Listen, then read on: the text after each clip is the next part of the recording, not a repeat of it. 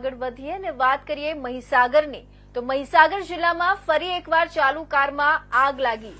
મહીસાગર જિલ્લામાં ફરી એકવાર ચાલુ કારમાં આગ લાગવાની ઘટના બની છે કે જ્યાં લુણાવાડા તાલુકાના રામપુર પાડેડી ગામ નજીક રસ્તા પરથી પસાર થઈ રહેલા એક કારમાં અગમ્ય કારણોસર આગ લાગી હતી।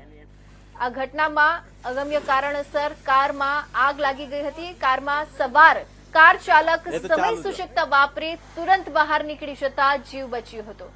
કાર ચાલકે સમય સૂચકતા વાપરી તરત બહાર નીકળી ગયો હતો જેનાથી એનો જીવ બચી ગયો હતો। આગ લાગતા આસપાસના સ્થાનિક લોકો ઘટના સ્થળે દોડી આવ્યા હતા।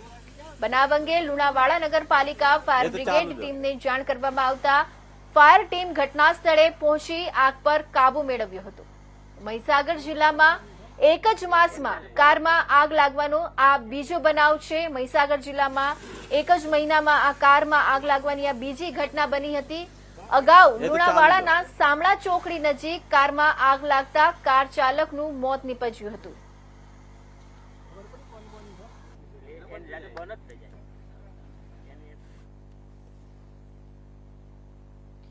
તો હાલ અત્યારના સમાચારોમાં બસ